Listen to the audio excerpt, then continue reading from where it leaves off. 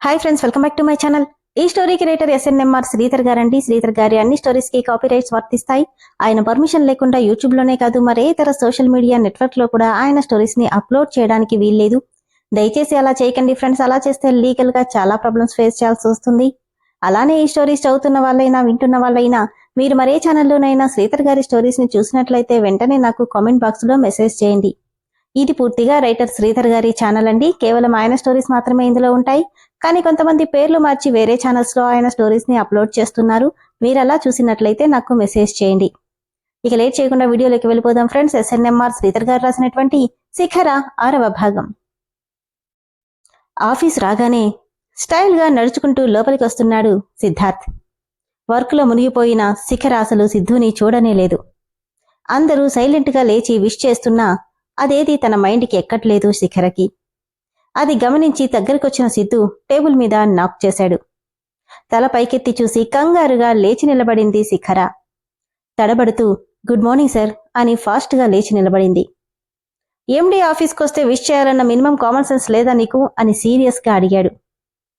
పళ్ళు బిగబట్టి అది sorry sir, work చేసుకుంటూ గమనించలేదు. వర్క్ మీద కాన్సంట్రేషన్ ఉండడం తప్పులేదు, బట్ వర్క్ ఇచ్చే ఓనర్ మీద రెస్పెక్ట్ ఉండడం చాలా ఇంపార్టెంట్. సారీ సార్ అని తలుంచుకోగానే ఇంకోసారి ఇది రిపీట్ అయితే నీకు పనిష్మెంట్ ఇంకోలా ఉంటుంది, అండర్స్టాండ్ అని గట్టిగా చెప్పి ఇది తనకే కాదు మీ అందరికీ చెప్తున్నాను, గుర్తుపెట్టుకోండి అని సీరియస్ టోన్తో చెప్పి శిఖరని చూస్తూ సాడిస్టిక్ గా నవ్వుతూ వెళ్లాడు సిద్ధార్థ్. అందరి ముందు అలా తిట్టడం అవమానంగా అనిపిస్తుంటే ఇడియట్, వీడు కావాలని ఏమీ లేనిదానికి కూడా ఇంత పెద్దది చేస్తున్నాడు అనుకుంటుంటే పక్కన వాళ్ళ మాటలు వినిపిస్తున్నాయి శిఖరకి. చూసావా, పెద్ద అందగత్తెనని బిల్డప్ ఇస్తుంది. ఇప్పుడు చూడు ఎండీ గారు అందరి ముందు ఎలా నిలబెట్టారో అని ఒక అమ్మాయి అంటుంటే నిజమే, కృష్ణమూర్తి గారు ఎప్పుడూ సపోర్ట్ చేస్తారని ఎంత పొగరుగా ఉంటుందో. ఇప్పుడు తిక్క కుదిరి ఉంటుంది. ఇక మేనేజర్ కూడా ఎండీకి భయపడి ఎలాంటి సపోర్ట్ ఇవ్వట్లే అని అనుకుంటున్నారు పక్కనున్న కో ఎంప్లాయీస్. కోపంగా వాళ్ల ముందుకెళ్ళి ఏయ్, అవి నోర్లా మున్సిపాలిటీలా? మన వర్క్ మనం నీట్గా చేస్తే ఎవరైనా సపోర్ట్ చేస్తారు, అది మీరైనా నేనైనా. అయినా ఒకరి సపోర్ట్ నాకెప్పుడూ అక్కర్లేదు. అది నా తప్పైతే నేను సిన్సియర్గా ఒప్పుకుంటాను.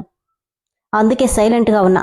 నోరు మూసుకుని పనులు చూసుకోండి అని కోపంగా చెప్పి తన సీట్లో కూర్చుని వర్క్ స్టార్ట్ చేసింది శిఖర. చూసావా ఈవిడ గారి పొగరు అంటుంటే ఇదంతా తన క్యాబిన్లో కూర్చొని చూస్తున్న సిద్ధు, నీలో ఈ యాటిట్యూడ్ ఉందే, అదే నాకు నచ్చట్లేదే. ఎక్కడైనా ఇలానే ఉంటావా? ఎవరు ఏంటనేది చూసుకోవా?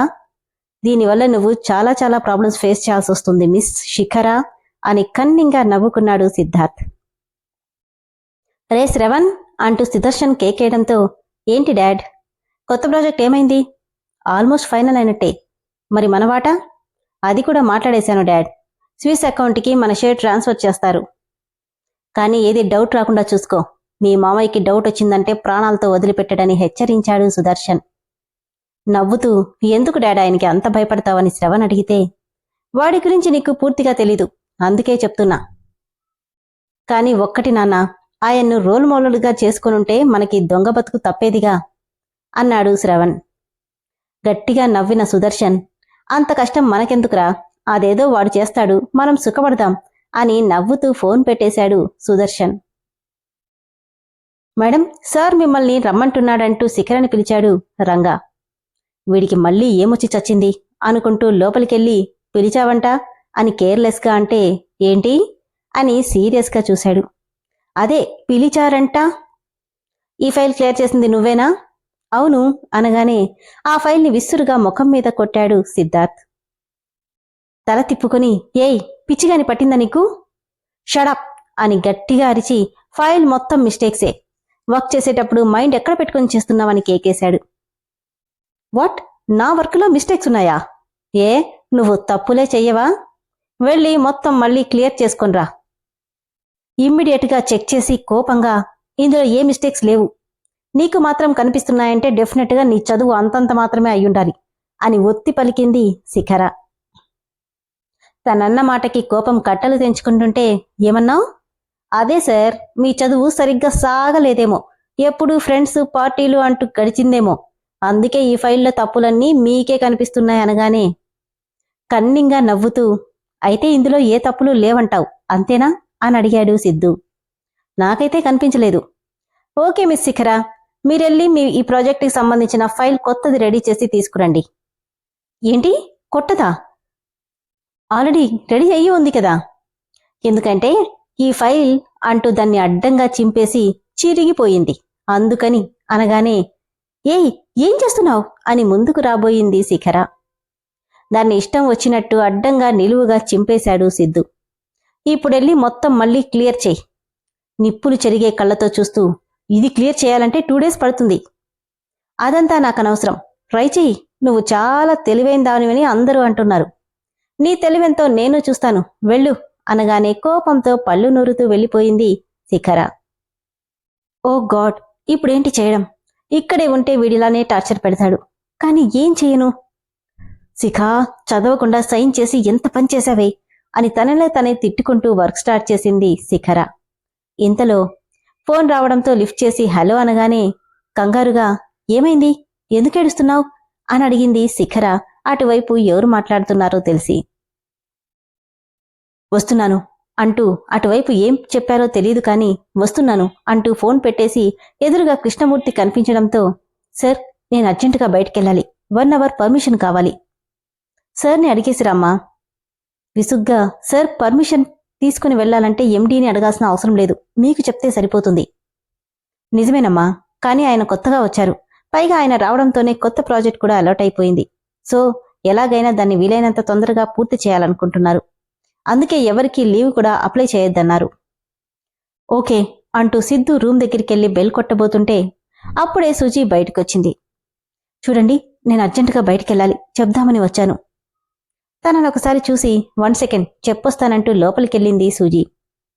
సిస్టమ్ మీద వేళ్లు కదిలిస్తున్న సిద్ధు, శిఖర వచ్చింది, 1 hour పర్మిషన్ కావాలంట అని సుజీ అడగడంతో, కుదరదని చెప్పు, నేనిచ్చిన వర్క్ కంప్లీట్ అయ్యే వరకు ఎక్కడికి కదలడానికి వీల్లేదని చెప్పు అని తల కూడా తిప్పకుండా సీరియస్గా చెప్పాడు. ఏమన్నారు, వెళ్ళమన్నారా అని కంగారుగా అడిగితే, లేదు, వర్క్ కంప్లీట్ అయ్యే వరకు వెళ్లడానికి వీల్లేదని చెప్పన్నారు. అదేంటి? ఏమో నాకేం తెలుసు అని చెప్పి వెళ్ళిపోయింది సుజీ.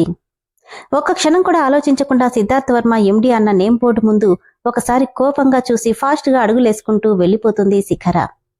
సీసీ కెమెరాలో వెళ్తున్న తన ఫుటేజ్ని చూస్తూ, నేను వద్దున్నా వెళ్తున్నావు కదా, చెప్తా నీ సంగతి అనుకుంటూ పళ్ళు నురుతున్నాడు సిద్ధు. బయటికెళ్లిన శిఖర స్కూటీ తీస్తూ సాత్విక్కి కాల్ చేసి, సాత్విక్ అర్జెంటుగా హాస్టల్కి రా అని ఫోన్ పెట్టేసింది. ఏమైంది, రా చెప్తాను అంటూ లైన్ కట్ చేసి స్కూటీని పరుగులు పెట్టించింది శిఖర. కోరమాంగళ ఉమెన్స్ హాస్టల్. ఫాస్ట్గా స్కూటీ దిగిన శిఖర పరిగెత్తినట్టే లోపలికెళ్ళింది.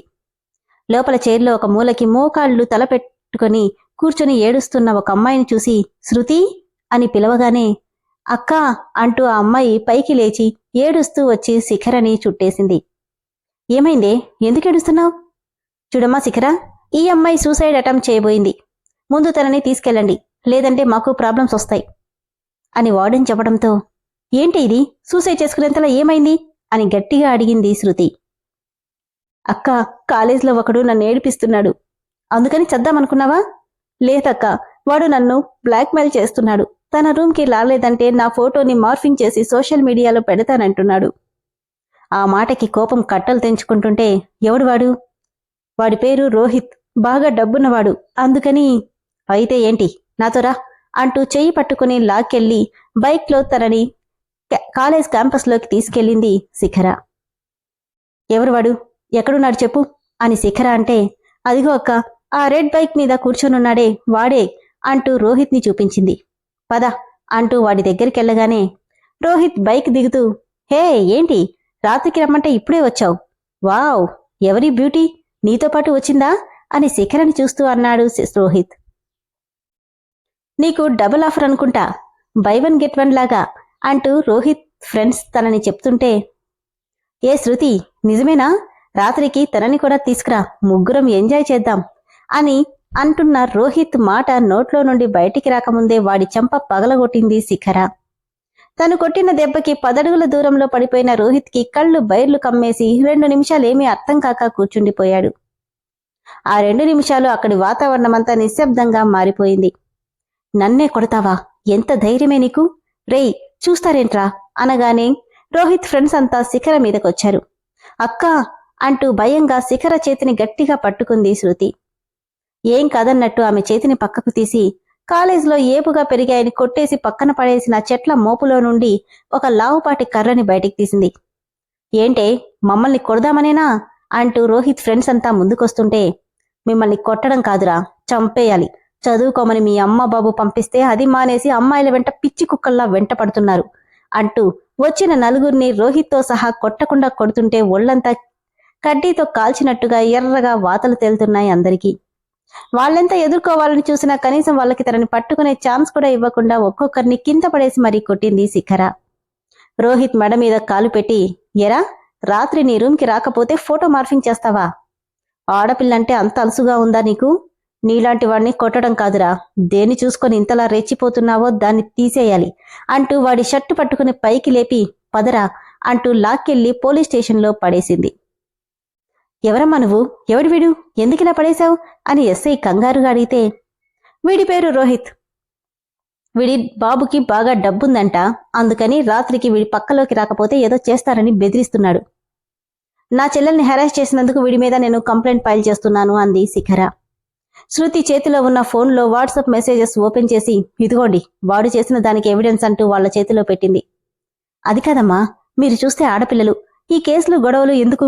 మేం వాడికి బుద్ధి చెప్తాం, మీరు వెళ్ళండి. ఏమని చెప్తారు? వీడి బాబు దగ్గర డబ్బులు తీసుకుని బయటికి రాకుండా మేనేజ్ చేస్తారా? అది కాదమ్మా, చూడండి, మీరు మర్యాదగా కేసు ఫైల్ చేశారా ఓకే, లేదంటే నేను ఉమెన్ ప్రొటెక్షన్కి వెళ్తాను, తర్వాత మీ ఇష్టం అనడంతో ఇంకేం చెయ్యలేక ఎఫ్ఐఆర్ రాసుకున్నాడు ఎస్ఐ. శృతిని తీసుకుని వెళ్లబోతూ రోహిత్ దగ్గరకొచ్చి, వీడు నన్ను బాధ పెట్టిన దానికి రివెంజ్ తీర్చుకోవా శృతి అని అడిగింది శిఖర. రోహిత్ ని కోపంగా చూసి తన చెప్పు తీసి కొట్టింది శృతి. గుడ్, ఇప్పుడు క్లియర్ అయింది, పద వెళ్దాం అంటూ తన చెయ్యి పట్టుకుని తీసుకెళ్లిపోతుంటే వీళ్ళని చూసి పళ్ళు నూరుతున్నాడు రోహిత్. అప్పటికే వీళ్ల కోసం బయట వెయిట్ చేస్తున్నాడు సాత్విక్. రేయ్, నువ్వెప్పుడొచ్చావురా? వచ్చిన వాడివి లోపలికి రాకుండా ఇక్కడేం చేస్తున్నావు?